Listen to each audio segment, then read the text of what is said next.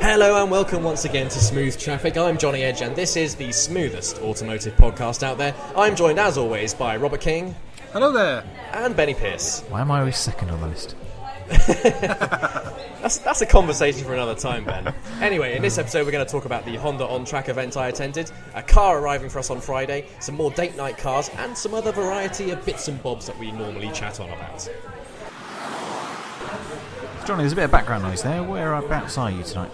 Well, I'm at the pub, aren't I, Ben? Ah, fair enough. And why are you at the pub? Oh, because I wanted a drink. Is that alright with you? Or are we going to have some sort of conversation?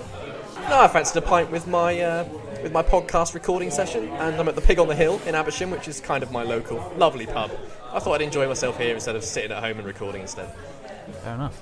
So tell us about the Honda event then. What was The Honda event. What a day that was. So I lost my virginity on several things.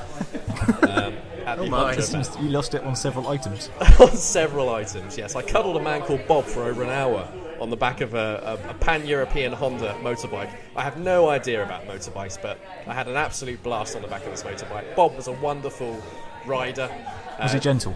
He was very gentle with me. He didn't make me do anything I didn't want to do, and I had a really great time for an hour. And that's all you need on a bike, I think.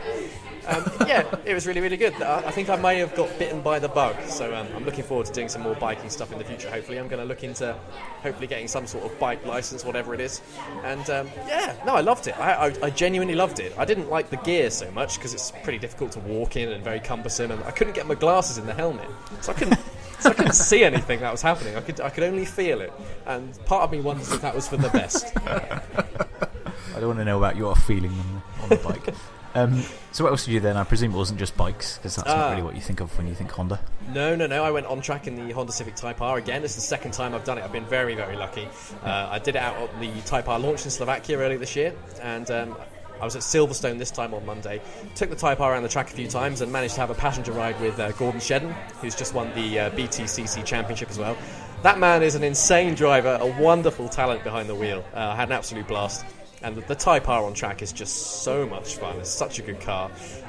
Hopefully getting one on test soon as well to test out on the harsh roads of Devon. So I have a feeling it might be a bit too firm for British roads. What else did I do? I went on an ATV as well, or a quad bike, to you and me. Okay. That was the other thing I lost my virginity on. That was fantastic fun. That was probably the most fun I had on the whole day. Actually, the quad biking was just unbelievably good fun. Hopefully, I'm going to do a bit more of that as well. Keep tuned. I may find a way to get more time on a quad bike as well, and hopefully write something humorous. Obviously, if I do get more time on a quad bike, you'll be listening to me doing the next podcast from my hospital bed. We'll look forward to it. Now, I'm led to believe, John, that you represented Smooth Traffic in some go-karting. I did represent Smooth Traffic in some go-karting. The go-karting was really, really good fun. I did 105 laps of this go-kart track. The track was only 15 seconds long average. But I was on it, lads. I really put my heart and soul into it. My arms were getting tired. I was suffering from the vibrations. My hands were shaking, but I kept pushing and pushing and pushing. And on my 94th lap, I did a 13.9, which was enough to put me, I believe, in the top 5. Out of how many? Out of probably between 30 and 40, I would say. That's not too bad. There. So I'm really pleased. I'm delighted I could get Smooth Traffic into the points, and roll on the next go-kart event because I really fancy my chances now. I'm obviously an amazing talent behind the wheel. No, I deserve to be nurtured, and I deserve more track time. Honda, if you're listening. Podium next time, then. Podium next time. Yeah, I think a little bit more practice, a bit more of a sensible night before the event, maybe not staying in the pub till midnight, and I'd be quicker than anyone else. I really do believe that. I have a lot of faith in myself. It's possibly blind faith, but I'm going with it. So as you know, Smooth Traffic has a number of irregular features, and one of those is pointless or bad optional extras on cars. I have found a perfect bad optional extra for one car. It's been in the news a lot recently, the Bentley Bentayga, however you want to say it. I say Bentayga. It has, optionally, an event seat. So when you take your horses to the field, you can fold down the back of the Bentayga and sit on your event seat, which is just a padded boot, basically. That's really a terrible, terrible optional extra. An event seat. Oh, it makes me sick just saying it. When you say it folds out, John, Yes. are we talking like a portable toilet? Yes, a plush portable toilet. Yeah, like a toilet seat. Yeah, do you remember on Top Gear when they went to the Antarctic and they had the toilet seat on the back of the pickup? Well, that's what I was thinking. Yeah. It's like that, but padded, so you can watch all your horses running around and people on the horses hitting a ball with a stick or whatever it is they do. I think it's called polo, isn't it? I don't know what to say to that. Yeah. So a disgusting wealthy person's sport. If you want to go and see a disgusting wealthy person's sport, like croquet or polo, you can drive up your Bentayga to the edge of the field, fold down your glorified toilet seat, and sit on it and enjoy the action whilst probably sipping some form of champagne that none of us normal people can afford. Nice to know that we're not alienating any potential listeners either. No, I hate the rich bastards. But I'm led to believe that Bentley do some good add-ons as well. Oh, they do some cracking add-ons. Actually, Bentley, if you'd like to sponsor this podcast, do tweet us at Smooth Traffic. They have something called a valet key, which I actually think is a really good idea. So when you drive your Bentley Bentayga up to the front of the casino in Monaco, where you gamble away your inheritance, you can give the valet key to the valet person. See, I've never done this before. And it gives... Just the valet. Yeah, the valet person, yeah. And it gives them access to the car to drive it, but it doesn't give them access to the boot or any of the other compartments inside the car, shall we say. That's not So bad. that's quite a good idea. Oh, I've just been given some chips in the pub. Thank you very much. Oh, lovely. Thank you very much. No sauce, thank you. I'll just have them as they are. Yeah, thank you very much. No, carry on, chaps. You're getting free tips. As you were. Yeah, free chips. I didn't get This is that. unbelievable. Oh, really good. Is that also provided by Bentley? They have sponsored you. How handy. Actually, Pig on the Hill, if you would like to sponsor this podcast, please tweet us at Smooth Traffic at the Jonny Edge. And thank you for the chips. So I spotted a bit of an extra. It was for a car, but not necessarily to buy with a car. So I just booked a hotel in Prague, and we're trying to get a transfer to said hotel. And in the airport transfer taxi, if you could order extras like drinks or balloons or flowers or anything like that. But one of the things on the list was lap dancers. So if you wanted to Lap travel, dancers? Yep. In the taxi? In the taxi. Yep. So how many lap dancers did you spec with your shuffle then, Ben? I didn't specify. I just said as many as I can afford. But no, it's So none. exactly. I thought it'd be unfair when you. I mean, is there what's the additional cost involved there? I didn't It check. seems very strange. I didn't check, to be honest, but it did say it was only available if you had the limousine or the Hummer. So you can't get it in a normal full they must Focus be- or whatever I was getting picked up in. They must be very big girls, Ben, that's all I'll say. Again, I don't think you could specify. But I'll be taking Mrs. Pierce on this trip, Ben. absolutely. Does she listen to this podcast? Hopefully not. So, for anyone who listened to the last episode of Smooth Traffic, you'll know that Jonny, aka Dana Scully, and myself, Fox Mulder, successfully saw the wood for the trees, as it were, and got to the bottom of Ben's Model X files. Ben's now back with another teaser for us. I obviously made it too easy last time, so we're going to go again. I have far too much fun looking at this crazy stuff Elon Musk makes. It's just awesome. So I've narrowed it down to 3, plus 1 Duff one. So the first one. The Model X has so much storage in the front under the bonnet that you can fit 2 golf bags. Second interesting fact, the Falcon Wing doors are so efficient that they can open in only 12 inches of space to the side of the car. Third one, it uses a facial recognition system to detect the passenger and driver to change the profile of the car to suit that person, so climate control and seat preferences and stuff. And the final one, that the car is so safe that when it was last tested, it damaged the roof crash test and the side test. So the actual testing machines got knackered in the process. So one of those is nonsense. That's tricky. Okay. That's very tricky. Very, very tricky. What are your initial thoughts, Kingy? I mean, the golf bags thing, that's just a storage thing, so I don't really know what to say about that. I'm thinking that's a definite. Yeah, which makes me think that maybe it's the one lie. I mean, the doors, when you say 12 inches of space, Ben, do you mean 12 inches either side? Yep. So That's the door can very lift and open tight. fully in 12 inches. Oh, I'm not You sure know, I've about seen- 12 inches, King. No, I've seen a video of the doors opening though, John. It's ridiculously tight.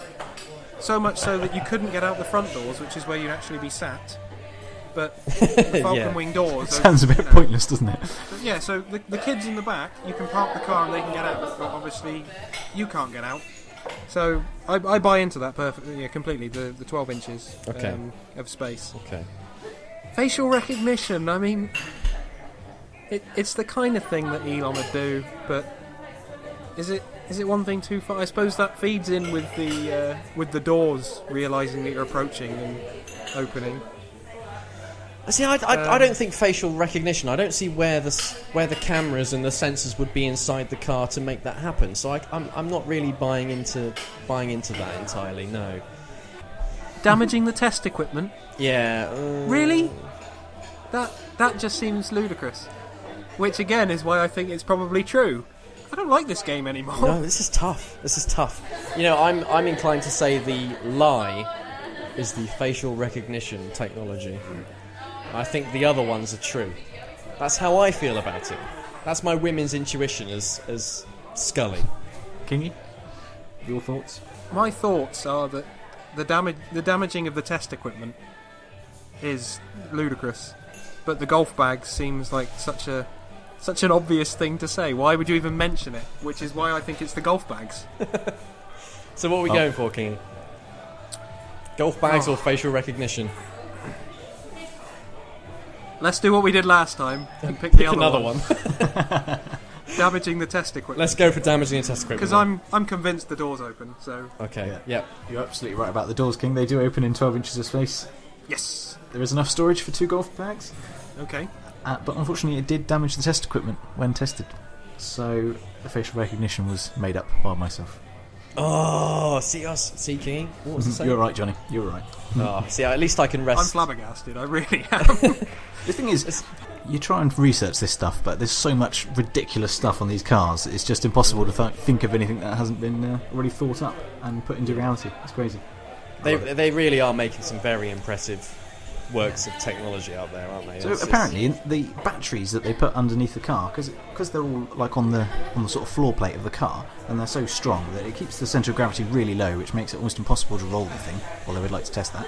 And also, when you get side impacts, it makes it so rigid that that basically it knackered the test equipment. Apparently, they sort of do that pole test where they fire a bloody great bar at it, and it apparently damages the equipment, which is mad. So there you go, something new about the Tesla Model X once again on the Model X Files. Right then, chaps, some good news. Citroën have indeed been listening to Smooth Traffic, the smoothest automotive podcast out there, and have decided that because I love the Cactus so much, they're going to give me a Citroën Cactus for 10 days starting from this Friday. So you two, I know you don't like it, you're just going to have to deal with it and live with this Cactus for a few days. We're going to have some adventures, we're going to go on some road trips, we're going to see things, do things, we're going to check out the Cactus, and by the end of it, you'll both be saying, I was right all along. Or I've got a bad back. Do you think it's worth our time, King? I'm not sure. Well, I mean, this is the smoothest automotive podcast, It is. and the Cactus is going to be prickly. I think that's it. That's it. The end of the podcast. When you're bringing out puns like that, King, it's time to go. It's time to call it a day. Yeah, this is where we would normally cut off. Bad enough as it is. I think we're going to have to just persevere through this one. Well, I think it would be unfair of us not to give the Cactus a chance. I mean, personally, I've judged it purely on its appearance. Yeah. It may be a very pleasant car. So, being on the inside rather than the outside, maybe it will be better. I don't have to look at it, but maybe it'll be a nice drive. Well, I have every confidence that the 2015 World Car Design of the Year will live up to your expectations, chaps. It's fantastic. A lovely futuristic interior, great space, great seats. I think you're going to really, really like it, and I think by the end of it, you're going to be eating your words. When you say 2015 Car Design Award of the Year, World Car Design Award winner, yes. okay. Who picks this? I have no idea. People with a lot of taste, I would say. People who know what they're talking about, because it is a stunning looking car. It doesn't matter whether you like it or not. The fact is, it is a stunning looking car. It stands out, it looks great. And that's the end of it. You don't have to like it. I mean, the proof of the pudding will be in the eating, or in this case, in the driving. So I'm going to get my gardening gloves on and let's get in the cactus. You've got to be careful with the cactus, King. Anyway, if we all judge things on how they looked, Kingy, how would we all feel about Ben? Well, Ben's a lovely lad. Exactly, but you've got to know him, so all you need to do is get to know the cactus, and you'll realise that I was right all along. And then you'll say, Jonny, you were right all along about the cactus, it's a fantastic car. Are you comparing Ben to the cactus? That's just offensive. That's shocking. Well, Ben is a bit of a prick.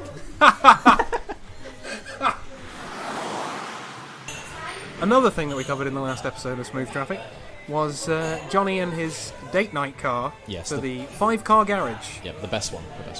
the Rolls-Royce Dawn. Beautiful. Now, Ben and I have been given the task of coming up with some alternatives, and today it's my turn. So, I'm not quite set on what I'd like to take for a date night car, if I'm completely honest, lads. It's a bad start. So I've got a couple of ideas. And we can tell you how they're both wrong. Well, yeah, if need be. So, first of all, I've gone down a similar route to John. I'm a trailblazer.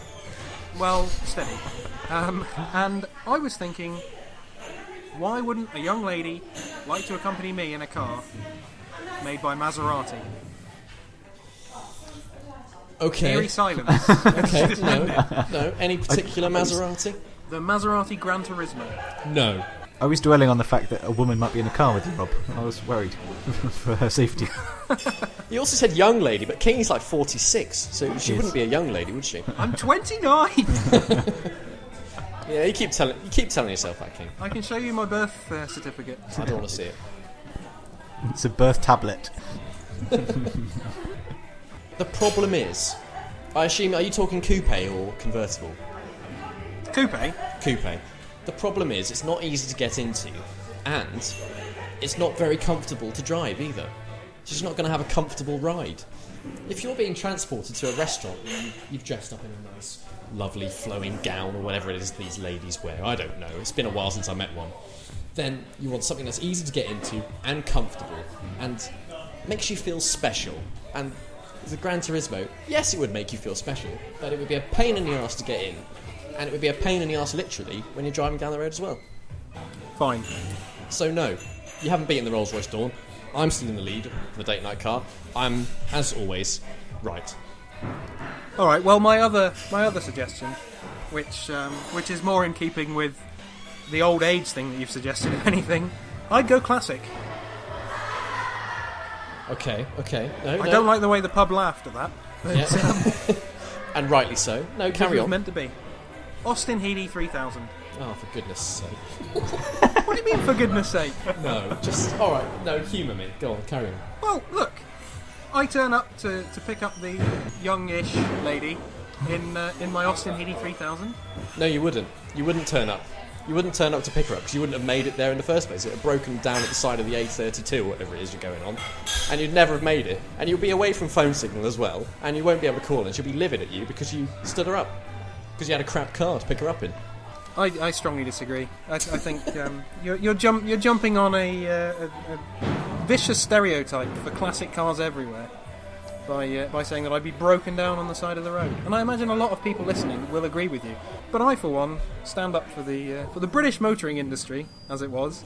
And I mean, what a lovely looking car the Austin Healey 3000 is, though.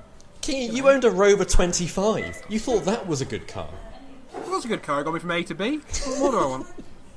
So you're standing up for the motoring industry by owning a Rover 25 for a few years, albeit you don't now, so I can't lay into you for the Rover 25 now. But an Austin You can't Healey... lay into me anyway. The Rover 25 is a fine machine. An Austin Healey 3000 is not a good car to take a woman out to dinner with. It just Why isn't, not? King. Because for the same reason what I've just said. You wouldn't make it there. It'd break down. It's loud as well. It'd be a loud car. You want something quiet and refined so you can have a conversation and talk to her. Ask her what knickers she's wearing. You know, the type of things you do on a date. What kind of dates are you I was going going on? to say, you ever wonder why you're single, Johnny? Hey, I have heavily erotic dates and I make no apologies for that. That is deeply disturbing. However, Oh, dear. in a similar vein to you and your obsessive search for sponsorship for the podcast, Yep. if anyone listening would like to lend me an Austin Healey 3000, and there are any ladies listening who would like to go on a date in the Austin Healey 3000, by all means, tweet me. Not at Smooth Traffic, just at Robert King ESQ. because these two, morons. But I don't want to come off as desperate, so, you know. Well, once again, we've reached the end of another episode of Smooth Traffic. We've got nothing more to say. Stay tuned to find out how we get on with the Citroen Cactus, and to find out if any of these guys can come up with something better than the Rolls-Royce Dawn as a date night car. Lads, anything else to add before we say goodbye? Not from me. Nothing from me, Johnny. Well, I suppose that means it's the end. Goodbye, everyone, and thank you for listening.